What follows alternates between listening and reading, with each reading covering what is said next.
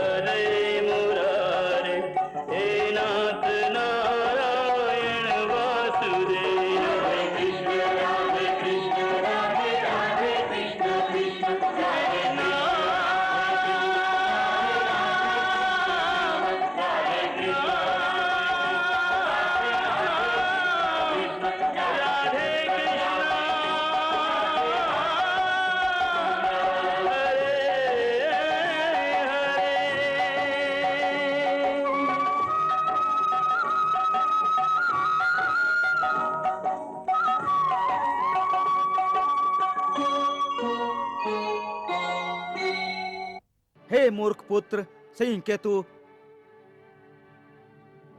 तोहरा जैसन दानव कितना भी शक्तिशाली काहे ना होखे, बाकी अधर्मियन के अंत हमेशा ही भयंकर होखेला।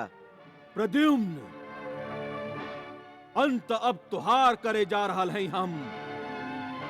चाहे तू पताल में लुका, चाहे आकाश में। सिंह केतु, तोहरा जैसन घमंडी दानव हमेशा ही अपन घमंड के हाथ से मारल जालन। तू भी वही में से एगो बाड़ा।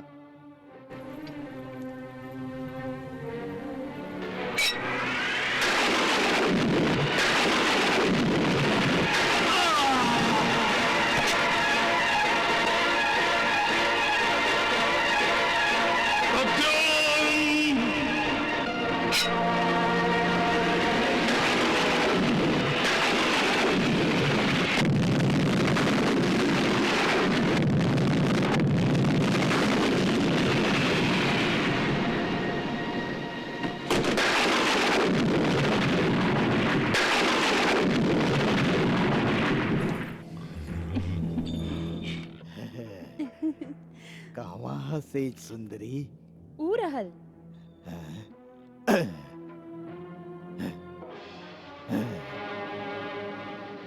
बाकी ई कैसन सेजा? ई त अर्थी। हाँ प्रियतम, जब मृत्यु से ब्याह करबा तो अर्थी ही सेज बनी ना। मृत्यु से ब्याह? हाँ, तू अभी ना समझ ला। हम मृत्यु हैं शंबरासुर, हम मृत्यु हैं। मृत्यु इतना सुंदर? फिर भी तू हमसे भागत आ रहा। आवा, हमरा पास आवा, हम तो के सेज पर लिटा दी हैं। ना, ना, ना, ना, ना। एकरा स्नान करावा, मृत्यु के स्नान। ना, ना, ना, ना, ना। छोड़ दा हमके, हम मरल नहीं की चाहत। हाँ, हम मरल नहीं की चाहत। छोड़ दा हमके। ना, शंबरासुर के केहू ना मार सकेला। शंबरासुर अमर है, शंबरासुर अमर है।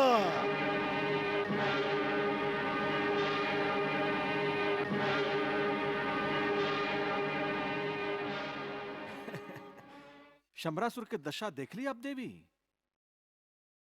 इतना सारा घटना घटला के बाद भी ऊ अमरत्व के कल्पना से भ्रमित पा चिल्ला चिल्ला के अपना झूठा भ्रम के ऊ सच साबित कर चाहता कि ऊ अमर बा। बाकी चीखे चिल्लाए से सत्य बदल तो न जाए भगवान। सत्य का है देवी? यह पृथ्वी लोक के अंतिम सत्य है मृत्यु। बाकी शंबरासुर मृत्यु जैसन सत्य के स्वीकार काहे नहीं खे करत? काहे को अपना आप के अमर समझेला। बाकी पृथ्वी लोक पर खाली दो ही चीज अमर बा। ऊका प्रभु? एगो मृत्यु और दूसर मनुष्य के कीर्ति। बाकी सब नासवान है देवी।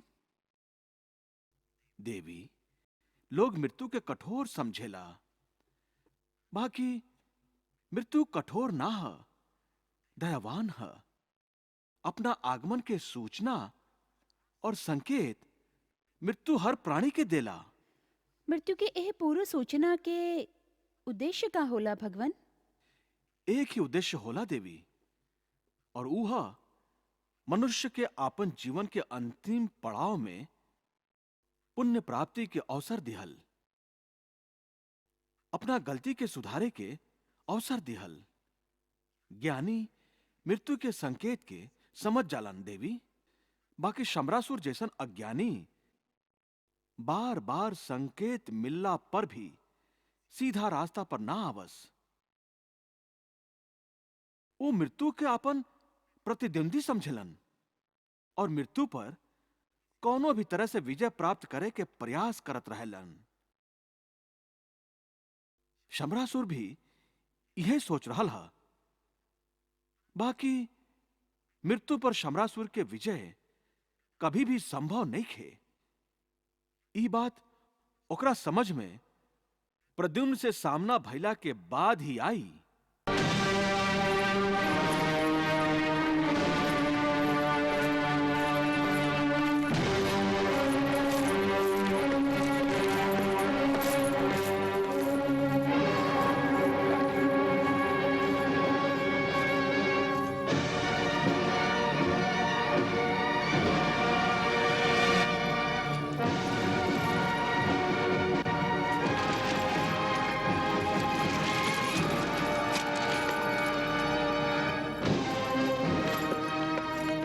हे अश्वरेश्वर, राजपुत्र सिंह केतु के असल में गौरवशाली वीर गति प्राप्त भइल बा। ई शोक सभा के सूरसेन, शूरसेन, ई शोक सभा ना है।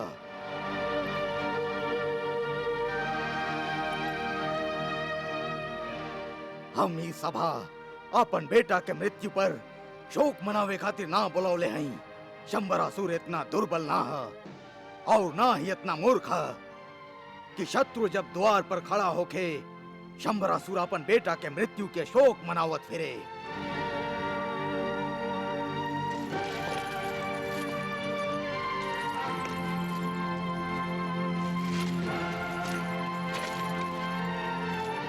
का हो गई बा तू लोगन के?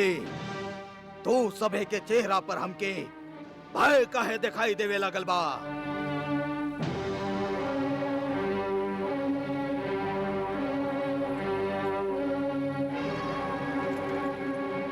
तू लोग के झुकल गर्दन, तू लोग के टूटल मनोबल के प्रतीक बन गई बा।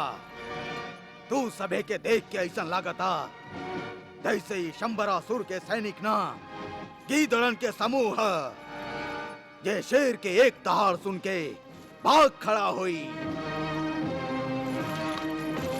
क्षमा करिए अश्वरेश्वर, ई त खाली राजकुमार के शोक में चुप बाड़ा। राजकुमार सिंह केतु के मृत्यु तक खाली निमित्त है, बहाना मात्र है। हम तू सभे के मुखमंडल पर भय स्पष्ट रूप से पढ़ सकत हैं। यदि तू लोग भयग्रस्त ना होता तो शोक व्यक्त करे के जगह युद्ध के बारे में बात करता, आक्रमण के बारे में सोचता, प्रद्युम्न के वध करे के शपथ लेता। और हमरा सामने ऐसे मुंह लटका के बैठल ना होई ता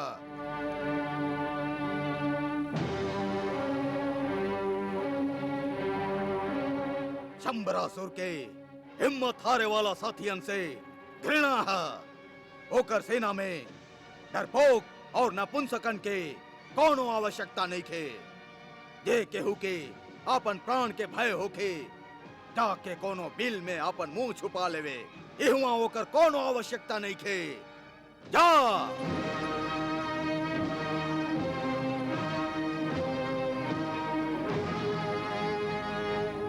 प्रद्युम्न के ता हम अकेले ही एगो चींटी के तरह पैर के नीचे कुचल दे। हम मोह ग्वाला कृष्ण के बेटा से अकेले ही युद्ध करे जा रहा हैं।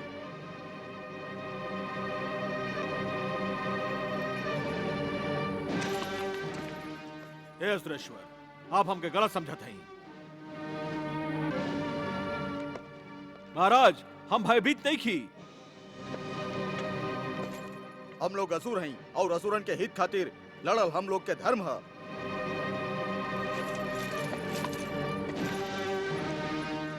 पिताजी, आपके सेना वीरन और शूर वीरन से भरल पड़ल बा।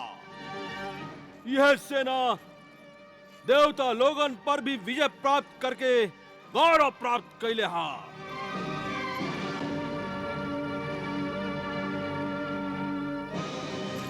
पिताजी, आपके बेटा इंद्र राजा से भी ज्यादा बलशाली और शौर्यशाली बड़न। ऐसे हमरा होते हुए आपके युद्ध भूमि में पांव रखे के कोनो आवश्यकता नहीं खे। प्रद्युम्न के तो हम वध करब, हम वध करब प्रद्युम्न के।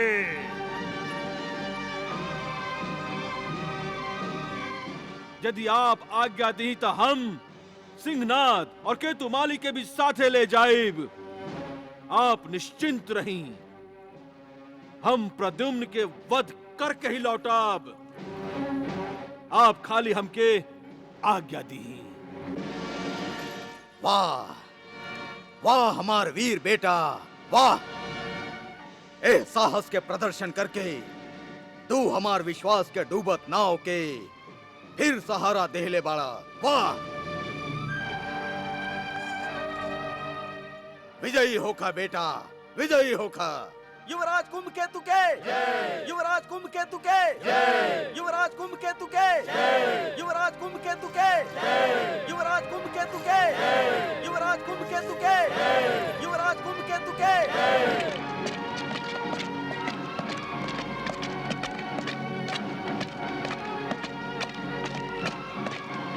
राजकुमार सिंह नाथ के जय, राजकुमार सिंह नाथ के जय, राजकुमार सिंह नाथ के जय, राजकुमार सिंह नाथ के जय।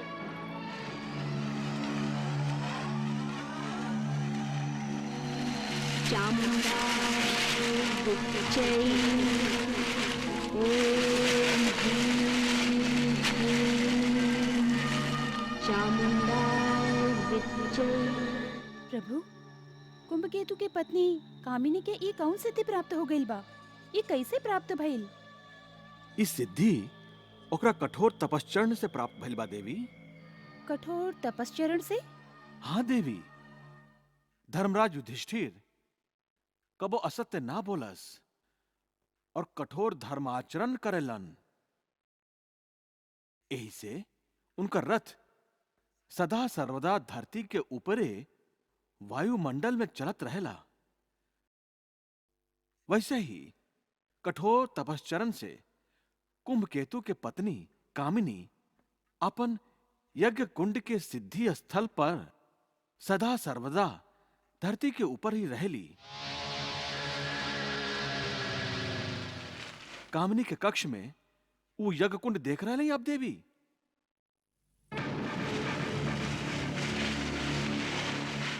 ओ यज्ञ कुंड के निर्माण भी कामिनी के कठोर तपश्चरण से ही भइल हा। एक कठोर तपश्चरण के दूसर नाम है ओकर पति भक्ति। पति भक्ति? हाँ देवी, कामिनी कुंभकेतु के हर प्रकार से सुरक्षा के उद्देश्य से ओह यज्ञ कुंड के निर्माण कैले बाड़ी। कुंभकेतु प्रतिदिन एह यज्ञ कुंड के पूजा करेला देवी। कामिनी, जब ऐसने 100 यज्ञ कुंड के निर्माण कर ली हैं, तब कुंभकेतु पूर्ण रूप से सुरक्षित हो जाई, फिर ओकरा के मारल असंभव हो जाई। माने ये सब कामिनी की तपस्या के प्रभाव है? हाँ देवी, कामिनी स्वयं यम देवता से अपन पति के प्राण के रक्षा खातिर ई वरदान प्राप्त कैले है कि जब तक कामिनी के कक्ष से यज्ञ कुंड के अग्नि से शोला के लपट निकलत रही, तब तक कुंभकेतु के वध केहू ना कर सके।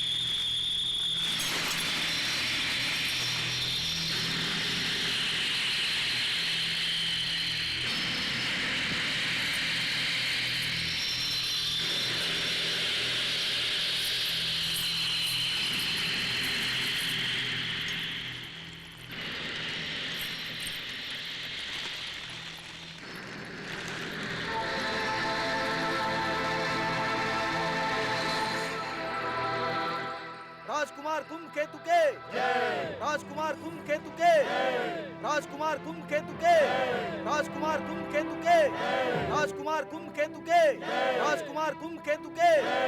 कामिनी, इरन वाद्य के आवाज सुनत हो ना तू? हाँ स्वामी, हमके ए रणवाद्य से आपके विजय के जय जय का सुनाई दे रहल बा। कामिनी, तो के इतना विश्वास बा हमरा बल और शौर्य पर? हाँ स्वामी, हमके आप पर, आपके बल पर और आपके शौर्य पर पूरा विश्वास बा। और का कामिनी?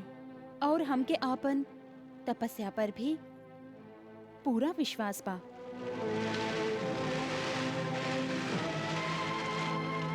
कामिनी, तुहार तपस्या पर हमके तुहसे भी अधिक विश्वास बा।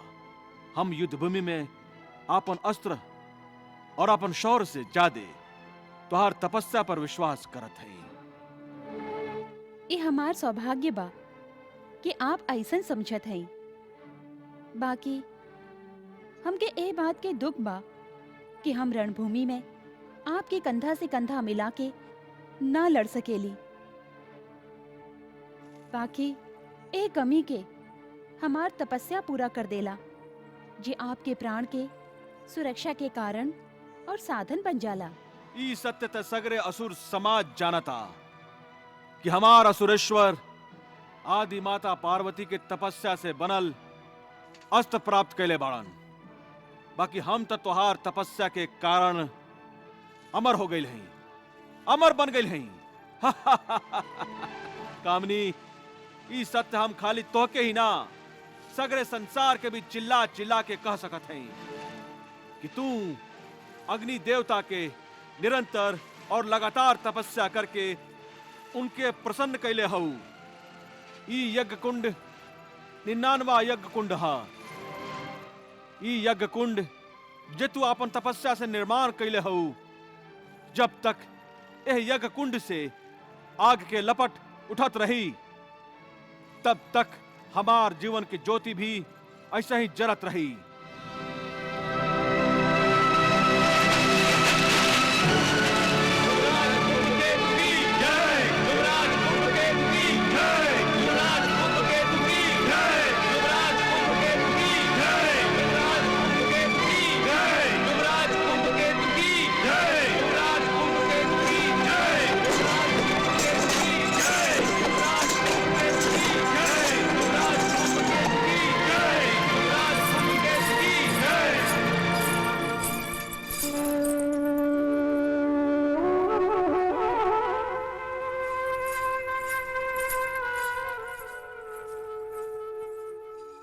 प्रणाम दीदी। सौभाग्यवती होखा। दीदी, यदि आप आज्ञा देती तो हम स्वयं आपके चरण में उपस्थित हो जाती। आप बेकार हमार कक्ष में आवे के कष्ट उठवली। तू इतना सा बात के कष्ट कहत हो? शायद तो के ओह महाकष्ट के आभास नहीं खे जे हम स्त्री लोग के युद्ध के बाद उठावे के पड़ेला, और ओकरा सामने ये कष्ट कुछ भी नहीं खे। कामिनी, तू हमार कक्ष में आवे चाहत रहो? ऊ कक्ष जे हमार पति मायासुर के वध के बाद से एगो शोक भवन बन के रह गइल बा। हाँ दीदी, हम आपके दुख समझत हैं। भैया, मायासुर के मरला के बाद से आपके मन स्थिर नहीं थे। और अब तक हमके सिंह केतु के पत्नी भामिनी के शोक भी व्याकुल करता। हाँ दीदी, सिंह केतु के मृत्यु के दुख तो हमके भी बा। त तू इहो जानत होकबू कि कौनो सुहागिन के सुहाग ही ओकर बहुमूल्य आभूषण होला। जब उहे ना जीवित रहे तो वो अपना देह से सोना चांदी हीरा मोती के सब आभूषण नोच के फेंक देबेली। गर्दन में पड़ल एगो करिया धागा के माला भी होखे तो ओके ओ सांप के तरह डसेला। अंगुरी में पड़ल अंगूठी भी ओके बिच्छू के तरह डंक मारेला। हम आपके भावना के समझत हैं, बाकी आज आप इतना भावुक काहे होत हैं? ना कामनी ना, तू हमार भावना के ना समझ रहल हो। ना त तू हमसे ये प्रश्न कबो ना कर तू। ई जे रणवाद्य बजावल जा रहल बा, एकरा पर पड़े वाला हर चोट हमार हृदय पर पड़ रहल बा। कामिनी, ये युद्ध बड़ा ही अत्याचारी होला। युद्ध खाली पुरुष के अहंकार के संघर्ष होला, उनकर बल के प्रदर्शन होला। कौनो युद्ध से यदि सबसे ज्यादा केहू प्रसन्न हो सकेला तो वो यमराज के अलावा और केहू ना हो सके। केहू ना हो सके।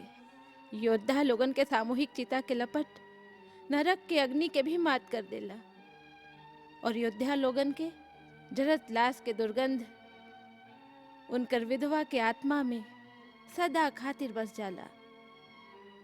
कामिनी, ये युद्ध भयंकर होला, बड़ा ही अत्याचारी होला। एके रोक द कामिनी। बाकी दीदी, ए संबंध में हम प्रार्थना के अलावा का कर सकत हैं? हम लोग औरत हैं और हम लोग के भी कुछ सीमा बा। हम लोग एक के लांग ना सके। जे कुछ होला वो पुरुष लोग के इच्छा और उनकर अनिच्छा के अनुसार ही होला। उनकर विधवा के आत्मा में सदा खातिर बस जाला। कामिनी, ये युद्ध भयंकर होला, बड़ा ही अत्याचारी होला। एके रोक द कामिनी। बाकी दीदी, ए संबंध में हम प्रार्थना के अलावा का कर सकत हैं? हम लोग औरत हैं और हम लोग के भी कुछ सीमा बा। हम लोग एक के लांग ना सके। जे कुछ होला वो पुरुष लोग के इच्छा और उनकर अनिच्छा के अनुसार ही होला। हम लोग तो खाली कठपुतली हैं। जे यदि रानी महारानी के पदवी भी पावेली तो खाली मन के बहलावे खातिर। हम लोग तो खाली महल के शोभा बढ़ावे वाली प्रतिमा हैं, और हम लोग कर भी का सकत हैं सिवाय एह के कि आपन पति के सेवा और पूजा करी। आपन पति के सेवा और पूजा करे खातिर पति के जीवित रहला आवश्यक होला। कामिनी, ये बात तू ऐसे नहीं के समझ रहल हो, या तू समझल नहीं को चाहत। कहे कि तू सुहागिन हो और ये बात समझत हो कि जब तक तोहार कक्ष में जे यज्ञ कुंड में अग्नि जल रहल बा, तोहार सुहाग पर आज तक ना आवे दीही। स्वयं यमदेव की कृपा से ये हमार सौभाग्य है। हमके ई गौरव प्राप्त बा कि हम सदा सुहागिन रहब। ये तुहार भ्रम है कामिनी, भ्रम है। एह नासवान संसार में केहू अमर नहीं खे। खुद हमार पति मायासुर यही भरम में युद्ध भूमि में गए रहन कि उनकर वध केहू ना कर सके। बाकी भइल का, उनकर कटल सिर और धड़ यही महल में आ गिरल रहे। कामिनी, हमरा तरफ देखा कि विधवा का होले और अपना यह भरम के तोड़ दा कि कुंभ के तू अमर बाड़न। हमके आपन तपस्या और आपन सौभाग्य पर पूरा विश्वास बा। हमार सौभाग्य के कुछ न होई। आप बेकार ही आतंकित होके हमके भयभीत करत हई। बेकार भयभीत करत है।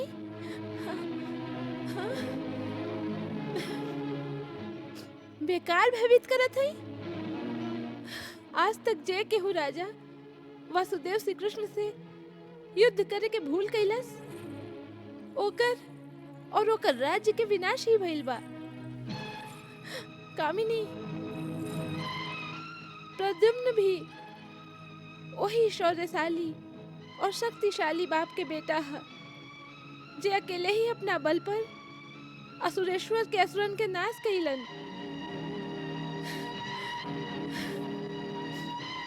उनका अवश्य ही श्री कृष्ण के मायावी सुरक्षा प्राप्त बा। वो अवश्य ही कुंभकेतु के अमरत्व के भरम के तोड़ दी है। ना, ऐसे ना हो सकेला। ऐसे नहीं होई। ऐसे हमारी बात माना कामिनी। आपन सुहाग के वह दिशा में मत भेजा जहाँ मृत्यु जाल बिछौले उनकर प्रतीक्षा कर रहल बा। एह युद्ध के रोक दा, कुंभकेतु के रोक दा, रोक दा कामिनी। बाकी दीदी, बाण कमान से निकल चुकल बा।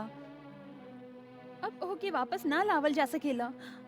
ऐसे युद्ध पर गईल योद्धा के रोकल होकर अपमान कइल ह, और हम अपन पति के अपमान न कर सकी। क्षमा करें दीदी। आज आप हमके ऐसन आदेश दिहली जेकर पालन कइल हमरा बस में नहीं खे। क्षमा करें।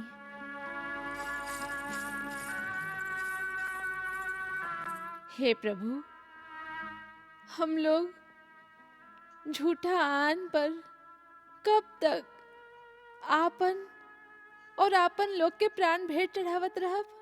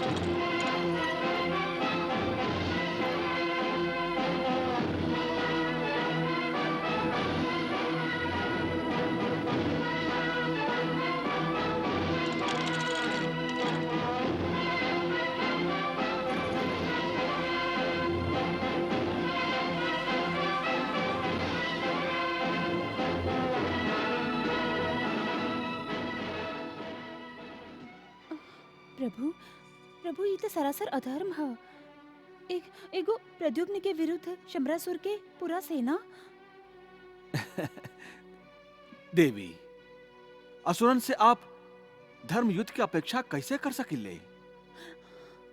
देवी, प्रद्युम्न अधर्म के नीति से युद्ध नैखन कल चाहत, और उनके अपना धनुर्विद्या, युद्ध विद्या तथा अपना बल पर पूरा विश्वास बा। देवी, युद्ध के कुछ नियम है। रथी से तो महारथी के साथे युद्ध करेला।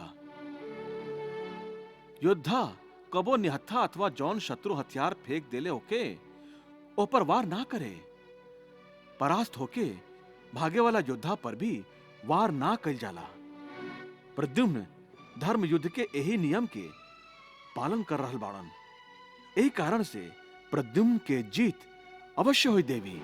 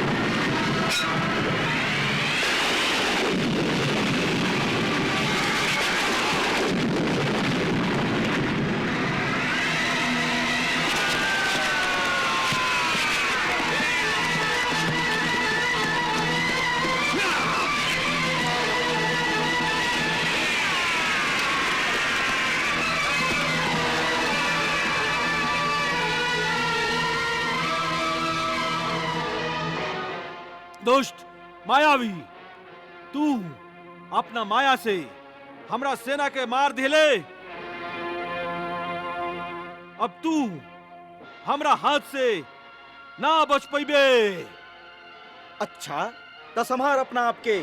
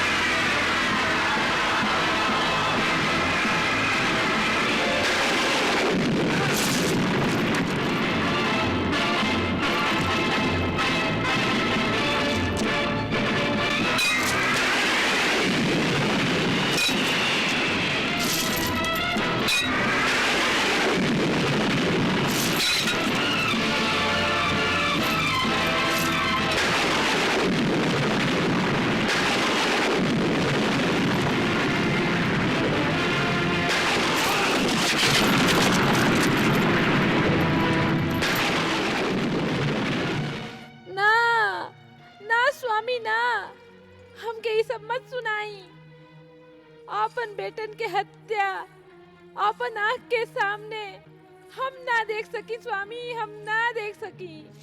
बंद करई विलाप।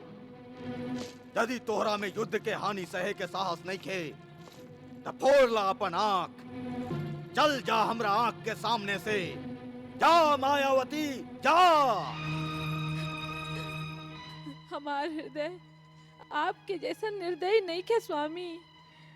आपके सीना में पत्थर के दिल होई, बाकी हमार सीना में एगो माई के दिल बा स्वामी। हाँ? जौन बेटन के आपन गोदी में रख के लोरी सुनावत रहली, मृत्यु उनके हमेशा खातिर सुता देहला स्वामी। आपन बेटन के कटल सिर के अपन गोदी में रख के हम उनका से कैसे प्यार कर सकब स्वामी, हम कैसे प्यार कर सकब। मायावती, हमार बेटा साधारण मृत्यु से नहीं खन मरल, उनका वीर गति प्राप्त भइल बा। वीर गति। वीर गति? मृत्यु के भी आप जैसन योद्धा अच्छा नामकरण कैले हैं महाराज, अच्छा नामकरण कैले हैं।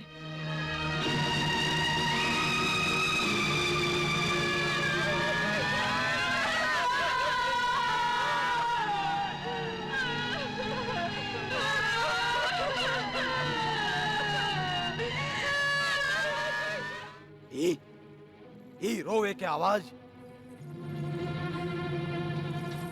ई विलाप ध्वनि हमार पतोहन के ह।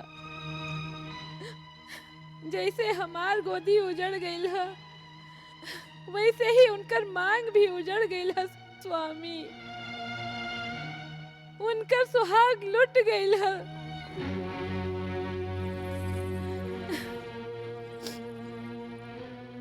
महाराज, आप तो बड़का योद्धा बनत है ना, तो जाई, आप में साहस बाता, जाके उनकर माथा से सिंदूर पोंछ दी ही महाराज, पोंछ दी ही। मायावती, युद्ध में हार जीत तो होत ही रहेला। हार जीत? स्वामी, एक के हार ना बल्कि विनाश कहल जाला, विनाश। और ये विनाश खाली आपके महत्वाकांक्षा के कारण भइल है स्वामी। ना आप त्रिलोकपति बने के सपना देखती, ना ही विनाश होइत स्वामी, ना ही विनाश होइत। इस सब विनाश के कारण खाली आप हैं स्वामी, खाली आप ही हैं। ना मायावती ना, ये सर्वनाश हम ना, खाली एगो योद्धा कर रहल बा, खाली एगो योद्धा। हमार 100 गो बेटा, हमार सेना नायक लोग और हमार प्रबल सेना के सामना खाली एगो योद्धा कर रहल बा, और हम ओकरा परास्त नहीं कर पावत। बाकी अब हम ओकरा परास्त अवश्य करब, अवश्य परास्त करब।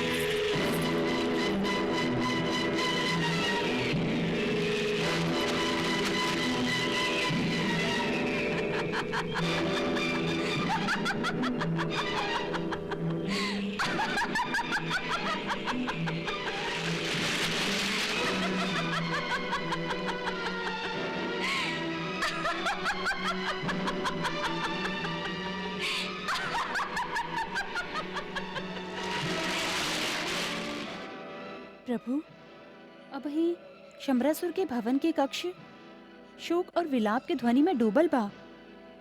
काहे कि प्रद्युम्न उनकर अनेक बेटा के वध कर देलस। बाकी अब ही कामिनी अपन कक्ष में पागल के तरह हंस रहल है। का आपके ओकर व्यवहार विचित्र नहीं खे लागत? देवी, ए द्वापर युग में कामनी के अपन लोग के दुख के बीच ऐसे अकेले में अपन कक्ष में खुश होके हंसल विचित्र तो अवश्य लागता। बाकी कामनी के विचित्र व्यवहार भविष्य के कलयुग के दर्पण है। कलयुग के दर्पण? हाँ देवी, कलयुग के सबसे बड़ विडंबना ई हुई कि मनुष्य अपन छोट सा स्वार्थ खातिर दूसरा के बड़का से बड़का हित के भेंट चढ़ाव में कोनो संकोच ना करी। बाकी प्रद्युम्न जेकर वध कइलन वो तो कामनी के अपन देवर रहे, ओकर पति के भाई रहे। फिर दूसरा के हित के भेंट चढ़ावे के प्रश्न कहवा उठता? देवी, कलयुग में भाई भी भाई के ना होई, और तो और संतान भी अपना माता पिता के ना होई। मनुष्य खाली आपन और आपन बाल बच्चा के घेरा में सीमित हो जाई। बाकी सब ओकरा खातिर पराया हो जाइए। माने आपन भी पराया हो जाई है? हाँ, और कलयुग के यह दर्पण कामनी दिखा रहा है। इस समय वो ऐसे खुश नहीं थी कि उनकर शत्रु के संहार भइल बा। उनकर अपन देवर लोग के मृत्यु के खुशी नहीं खे। कामनी के खुशी के कारण ई बा कि उनकर कक्ष में उनकर 99 यज्ञ कुंडन में अग्नि के लपट अभइयों उठ रहा है।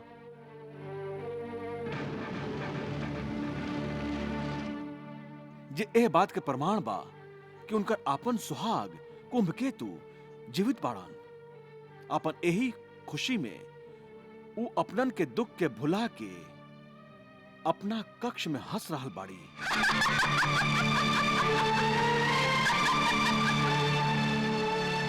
भगवान, कामिनी के ई दुर्व्यवहार कुछ अच्छा नहीं खे लागत हमके।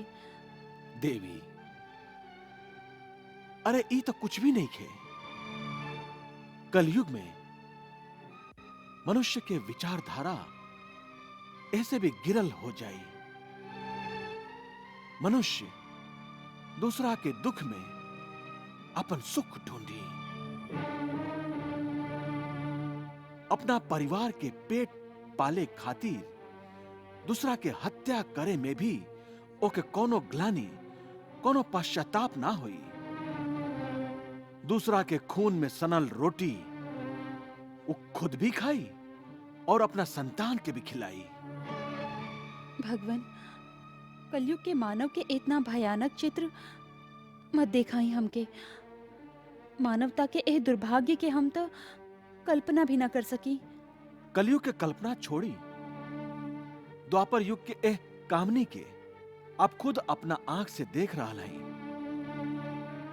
वो अपना स्वार्थ में ये भुला गए है कि स्वार्थी प्रवृत्ति के कारण ओकर पुण्य शून्य होके जा रहा है। एकर ज्ञान एह समय कामनी के नहीं खे। बाकी जब एकर ज्ञान उनका होई तब समय रेत के तरह उनकरा मुट्ठी से निकल चुकल होई। ये सब होने के प्रभाव के कारण हुई। ऐसे कामनी कुंभकेतु के बचावे खातिर युद्ध रोकल चाहिए। बाकी प्रद्युम्न के धनुष से छूटे वाला बाण के रोक ना सकी है। कृष्णा